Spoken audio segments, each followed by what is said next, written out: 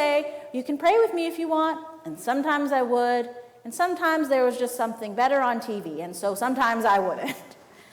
And, many of you know, growing up, I came from a multi-faith house. My dad is Buddhist and my mom Anglican, and so when I'd go to bed, they'd come one at a time. First, my dad would come and say the Buddhist prayers as I was lying in bed, and then my mom would come and we'd say the Lord's Prayer together, and somewhere during those two times I'd fall asleep. Always, somewhere in there, I'd fall asleep.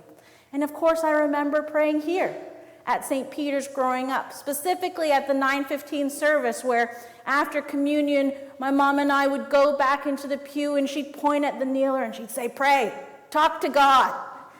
And one time I said, what do you want me to talk to God about? And she said, tell God how much you love your mother.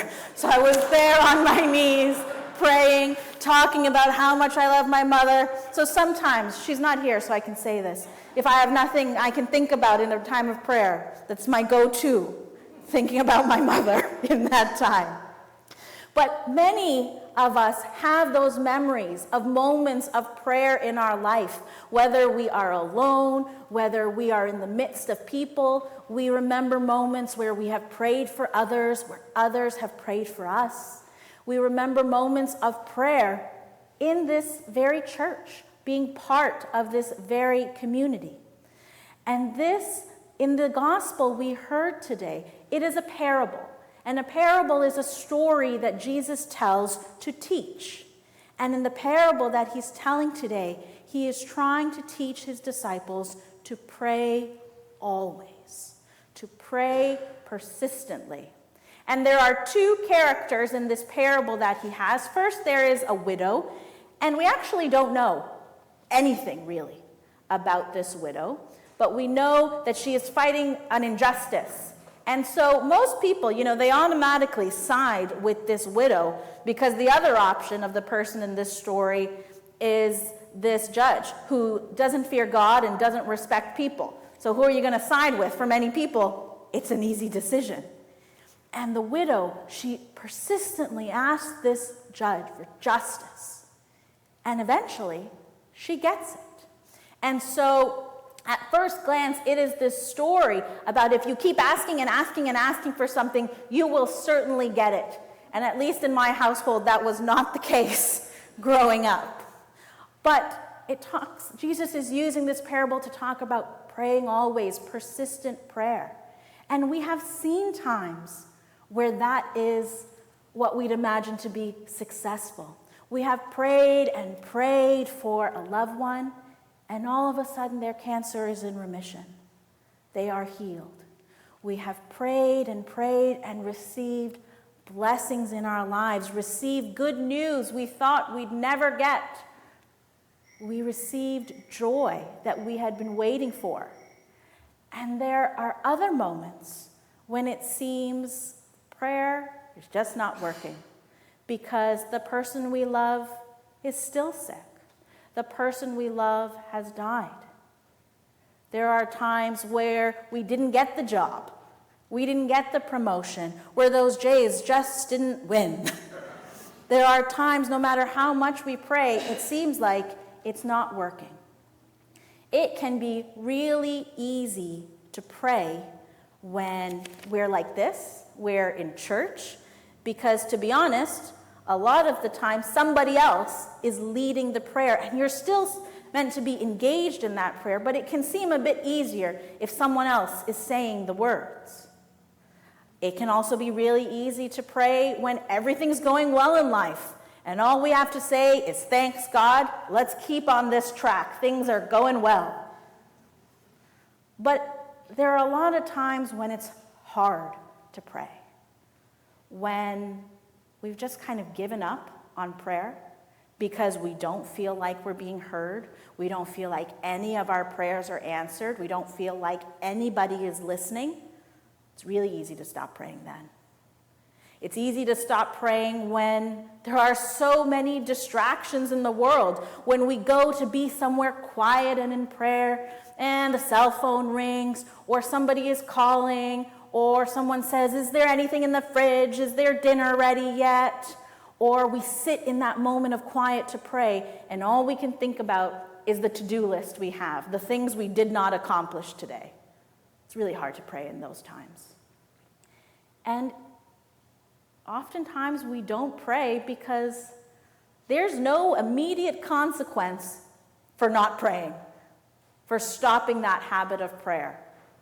Lots of people stop praying at different times in their life, and it can be really easy to stop for all kinds of reasons, and we have all had them. But this gospel is not about not praying. It's about praying persistently, praying always. And one of the preachers that I love, Nadia Bolz-Weber, she talks about this persistency. And she says, maybe it's not our persistency in prayer that God is talking about. Maybe it's God's persistency. Maybe when we pray, when we ignore all of the reasons not to pray, and we start praying, we're not just seeking out God, we're responding to a call that God always has for us, to come to God in prayer.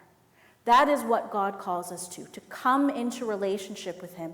And when we pray, no matter how busy we are, how hurt we are, how full of grief we can be, when we pray, we are responding to God's persistency in our life. This God who will not go away and is there saying, come in, be in relationship with me. That is us responding to God's call to have relationship, not just with God, but with one another. It is us responding to God's call to work for justice in the world, to have love for the world. When we pray, it is because we are affected by the world around us, what is happening in the world around us, not just to the people we're closest to, but people who are countries away from us. We pray for all of them. That is what we are called to pray for constantly. And in each service at St. Peter's, prayer is a little bit different. At our BCP services, usually it's the officiant, the celebrant, that leads the prayers that we move through. And at 9:15 in our BAS services, we have our prayer lists, just like we do at all the services, but it is spoken from part of this community. We have different people who lead those prayers for us, who write sometimes these prayers for us. And they are shared from their heart, and they touch all of our hearts. And if you've never noticed, often the prayers of the people, they follow a particular pattern of what we're praying for. First, the prayers pray for the church, the wider church, not just St. Peter's, but all of the church. Then the prayers pray for all those who are in authority, leaders of the world. Then the prayers pray for the world, the needs of the world. Then the needs of the community. Then the people in our lives that are in need, people who are sick, people who are lonely, people who need care, who need love. And finally, the prayers of the people tend to conclude with us praying for those we love but see no longer, those who have died. Those are typically the order of the prayers that we follow to encompass all that we are called to pray for. When we pray as a community, it is because we are touched by all those moments that happen in the world. And oftentimes, I hear it all the time in this church, actually. You'll hear people say when, you guys are with each other, they'll say, I'll pray for you. Often you'll hear people say that. I say that often too. And sometimes it can seem sometimes as, a salutation. As I'm leaving, I'll pray for you. But it's not. It is a true intention